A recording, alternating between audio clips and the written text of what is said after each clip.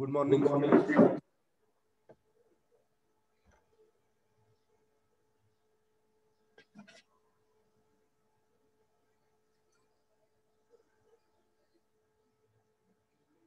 Good morning, students.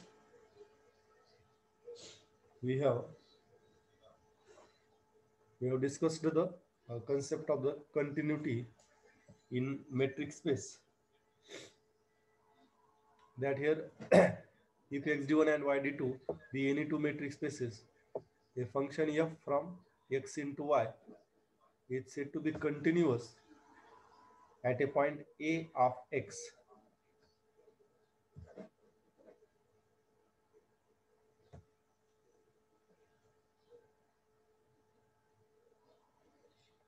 It's said to be continuous at a point a of x if for given epsilon greater than 0, there exists a delta greater than 0, such that here this we have here domain of this function is a x metric space, and d1 metric is given with x and d2 metric is given with y.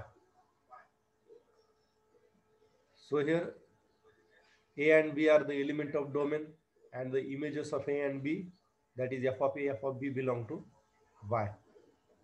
So function is said to be continuous at a if for given epsilon greater than 0, there exists a delta greater than 0, such that d2 of f of x comma f of a is less than epsilon whenever d1 of x comma a is less than delta.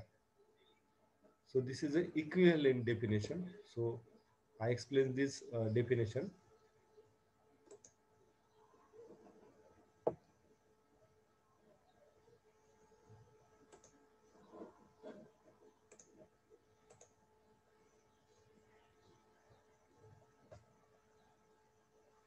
So that is we see a definition.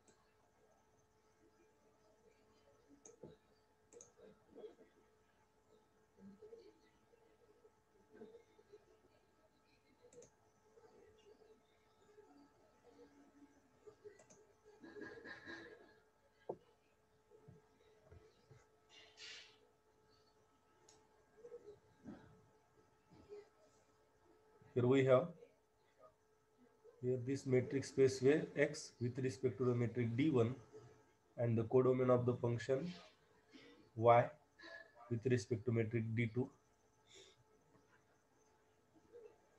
So we have to see here, that is here f is a mapping from one metric space x into another metric space y. So this function is said to be continuous. This function is said to be continuous at x is equal to a. This function is said to be continuous at the which point? A of the domain of x. A belong to x, or simply we write here this a belong to x.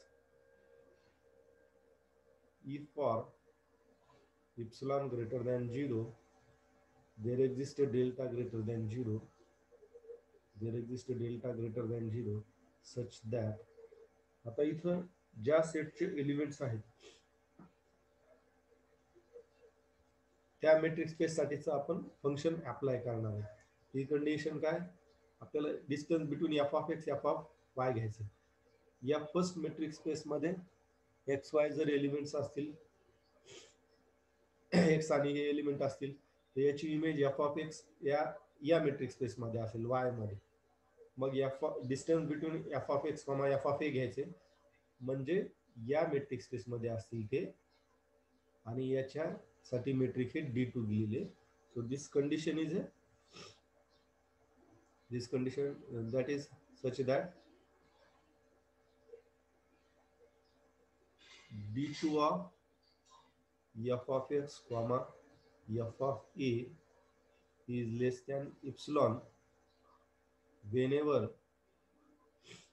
distance between this point x comma a आणि x आणि a या matrix मध्ये म्हणून आपण हे matric function d1 घेतले whenever d1 of x comma a is less than delta. So this condition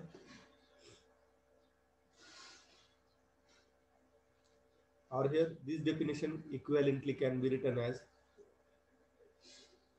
equivalently means here another definition of continuity. So when we say that a function is continuous at a belong to x, आता equivalent definition आपण या definition पासूनच obtain करणार आहे. That is here for every open sphere. So equivalent definition is a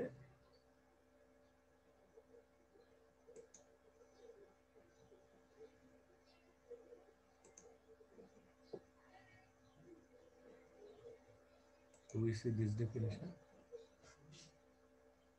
That is here for आता इथं पहिली condition लिहिलेली आहे d2 of f of x f of a is less than epsilon.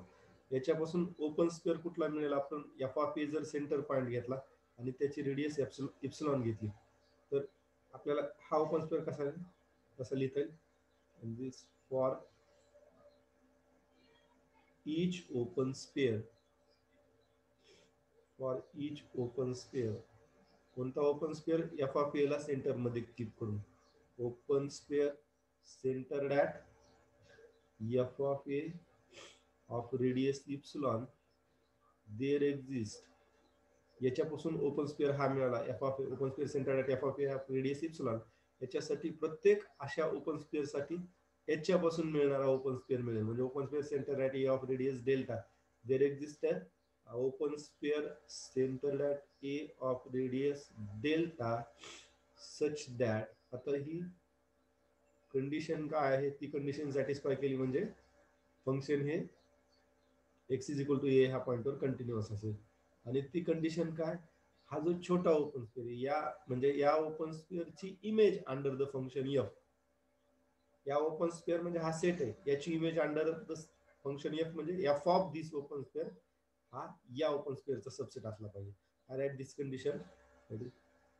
f of open sphere centered at a of radius delta this is image set under the function हा set याचा subset असला पाहिजे open square centred at f of a of radius epsilon he definition दुसरी definition आहे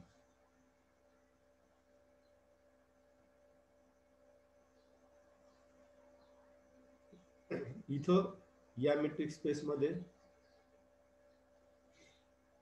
हा open square आपण इथे draw करू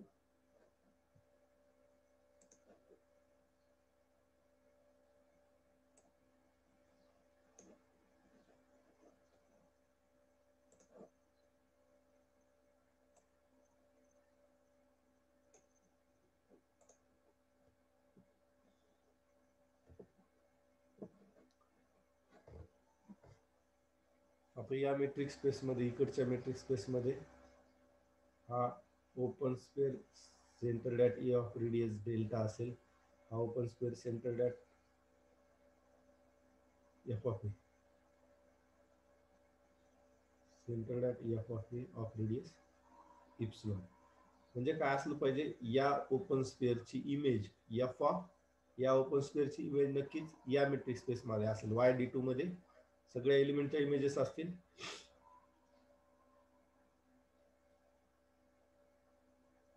तर हा ओपन स्क्वेअरची इमेज f ऑफ हा ओपन स्क्वेअर इथं असेल तो याच्यामध्ये असेल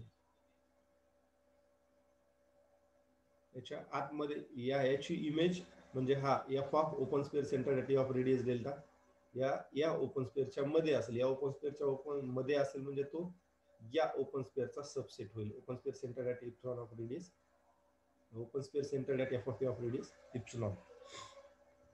So we see here example of continuous function. So again I share that screen.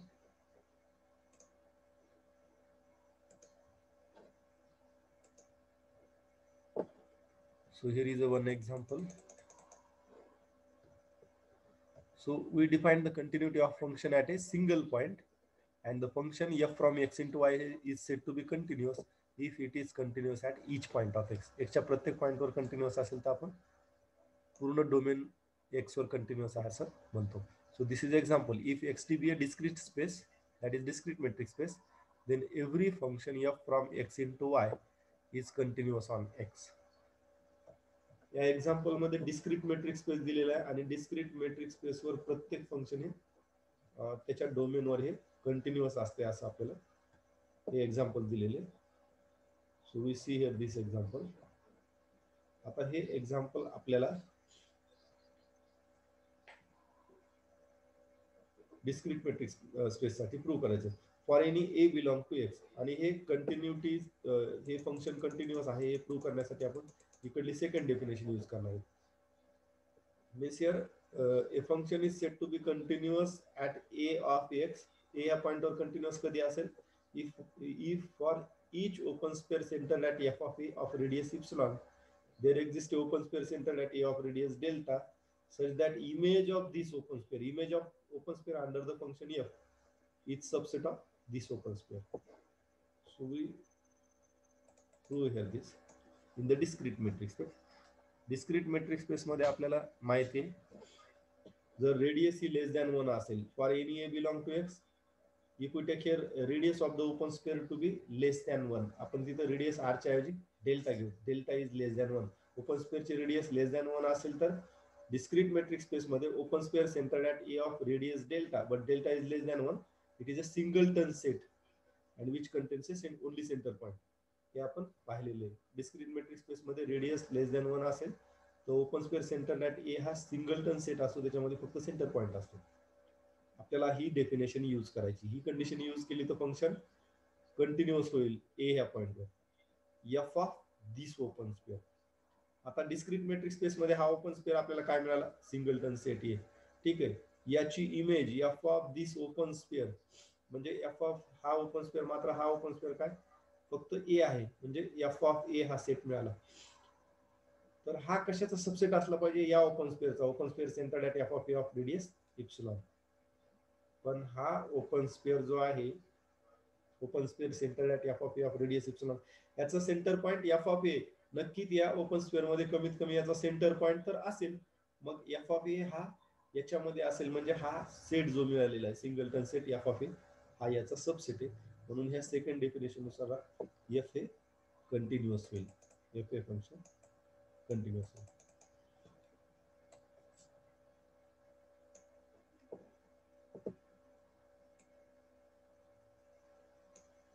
So now we have to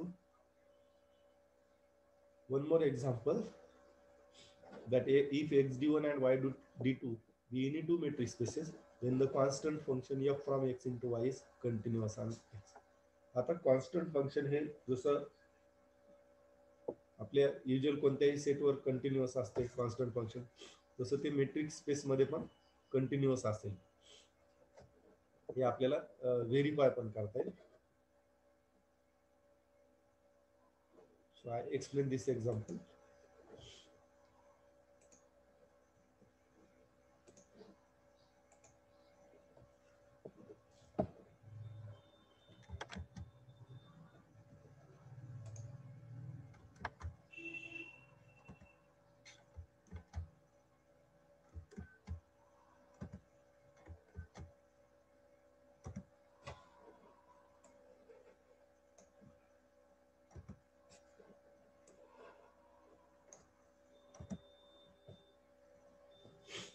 constant function म्हणजे एक्झाम्पल एखादं constant F is a function from x into Y आणि x metric स्पेसमध्ये D1 metric दिलेलं आहे, याच्यासाठी D2 metric दिलेलं असेल.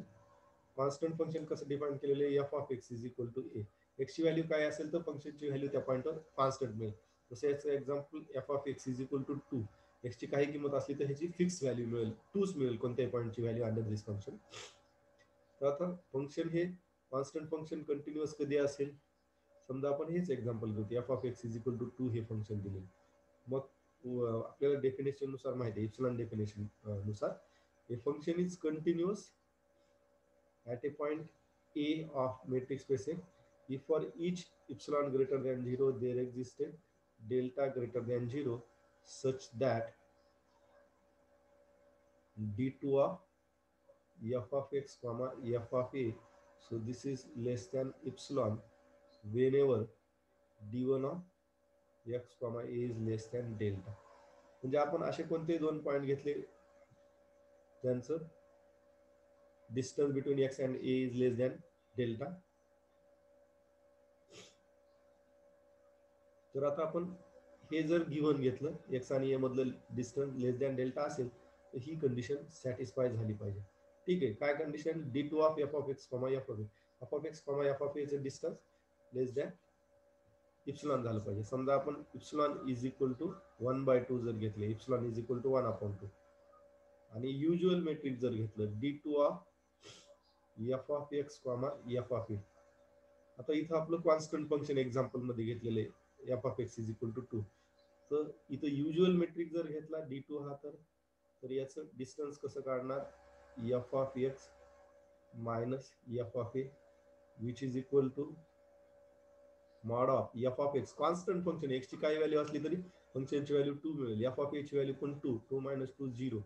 हे डिस्टन्स 0 मिळालं आणि आपलं इप्सिलॉन काय 1/2 म्हणजे हे distance less 0 is less than 1/2 म्हणजे ही कंडिशन इथली सॅटिस्फाय झाली. d2 of f of x f of a is less than epsilon means here f is continuous at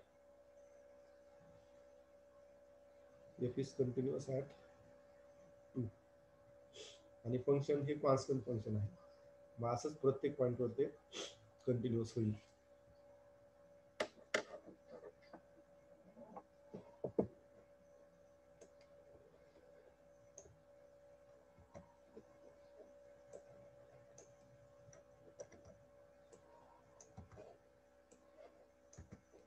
Now again I share that PDF screen.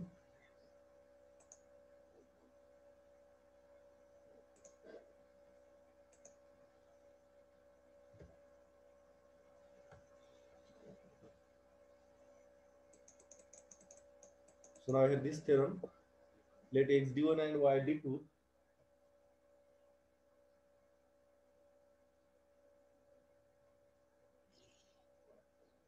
x d1 and y d2 be any two metric spaces and f is a function from x into y, then f is continuous at a belong to x if and only if for every sequence an converging to a we have limit of f of n is equal to f of a. Limit of f of n is equal to f of a means f of an sequence f of n converges to f of a. So this theorem gives the condition that a function f from one metric space x into another metric space y is continuous at a point a or not. म्हणजे f हे function डोमेनच्या ए ह्या पॉइंटवर continuous असण्याची इथं condition आहे. काय condition आहे ती? जेव्हा आपण अशी सिक्वेन्स घेतली N which converges to A, N sequence A ला कॉन्व्हर्ज होणारी जर घेतली तर आपल्याला काय मिळालं पाहिजे? त्या सिक्वेन्सची image under the function F. म्हणजे या एन सिक्वेन्सची इमेज काय मिळेल? F of N sequence. F of N sequence ही एफ ऑफ ए ला कॉन्व्हर्ज झाली पाहिजे. तर मग हे function continue. This is if and only if proof. So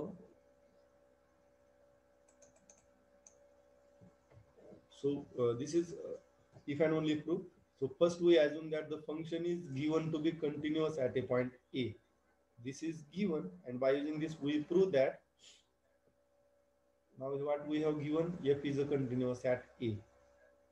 And what we have to prove, if we take a sequence an converging to a, आपण आता इथं sequence an converging to a जर घेतली, sequence an converging to a म्हणजे an sequence limit हे a असेल, तर आता आपल्याला काय प्रूव्ह करायचे? आपल्याला काय प्रूव्ह करायचे? लिमिट ऑफ म्हणजे सिक्वेन्स f ऑफ n आपल्याला हे प्रूव्ह करायचं. Sequence f of an converges to f of a हे प्रूव्ह करायचं. हे प्रूव्ह करायचेच म्हणजे limit as n tends to infinity of f of an is equal to f of a हे आपल्याला प्रूव्ह करायचं. पण इथे या पार्टमध्ये आपल्याला गिवन काय आहे, f is continuous at a, आणि मग आपण ही सिक्वेन्स घेतली a n converges to a. We have to prove f of a n converges to f of a. Okay, इथे आपण इथे डेफिनेशन अप्लाय करू, कारण इथे दिलेलं काय, F is continuous at A. Since given F is continuous at A, so we use the definition of continuity. So f is given to be continuous at a means by the definition for any epsilon greater than 0 there exists a delta greater than 0 such that d2 of f of x comma f of a is less than epsilon whenever d1 of x comma a is less than delta. आपण exact f a function a पॉइंटवर continuous आहे त्याची as it is definition इथे लिहिली. We give this as equation number 1. And second thing we have as in that sequence an converging to a. An converging to a means limit of an is equal to a. आता secondly आपल्याला ही definition apply करायची, कुठली, sequence N converging to ए. हे पण आपल्याला given आहे, sequence N converging to ए. मग कॉन्व्हर्जन्सच्या definition नुसार काय, therefore for epsilon greater than 0. आता इथे कॉन्व्हर्जन्सच्या डेफिनेशन मध्ये इप्सिलॉन हा पॉझिटिव्ह नंबर, इथे इप्सिलॉनच्या ऐवजी आपण डेल्टा हा पॉझिटिव्ह नंबर घेऊ. For delta greater than 0, there exists a positive integer m such that d1 of a n comma a. इथं आपण d2 मेट्रिक का घेतलं, कारण f of x f of a म्हणजे x a च्या images ह्या y metric space मध्ये असतील, आणि मग y मेट्रिक स्पेसवर d2 मेट्रिक दिली. आणि इथं d1 का घेतले, कारण x a हे x मेट्रिक स्पेसचे एलिमेंट आणि त्याच्यावर मेट्रिक d1 डिफाइन केली. तर as it is definition convergence लिहिली, d1 of a n comma a is less than delta for all n greater than equal to m. फक्त equation 1 मध्ये x is equal to a n जर substitute केलं, from 1 putting x is equal to a n, या equation मध्ये x is equal to a n put केलं तर काय मिळेल आपल्याला, d2 of f of a n comma f of a is less than epsilon whenever d1 of a n comma a is less than delta. ठीक आहे, हे मिळेल आपल्याला हे इक्वेशन. आणि इथं d1 of a n comma a is less than delta for all n greater than equal to m, हे तर ऑलरेडी या रिलेशन वरून मिळाले, हे रिलेशन इथे मिळाले. मग एच इथे अप्लाय केलं, for all n greater than equal to m. मग ही जी कंडिशन आहे, first condition d2 of f of a n comma f of a is less than epsilon for all n greater than equal to m. आता ही exactly ही definition कशाची आहे, convergence of सिक्वेन्सची. Convergence of सिक्वेन्सच्या definition मध्ये आपण काय केलं, for epsilon greater than 0 there exist positive integer m such that d of a n comma a is less than epsilon for all n greater than equal to m. a n च्या ऐवजी इथं f of a n आहे आणि a च्या ऐवजी f of a आहे, म्हणजे f of a n ही sequence converges to f of a. म्हणजे इथं आपण प्रूव्ह केलेले ही सिक्वेन्स याला कॉन्व्हर्ज होते, म्हणजे या सिक्वेन्सचं लिमिट हे f of a मिळेल. म्हणजे आपण f is continuous at a या फर्स्ट पार्ट मध्ये गिवन होतं आणि त्याचा यूज करून sequence f of n converged to f of a हे प्रूव्ह केलेले. So converse part we prove in the next period.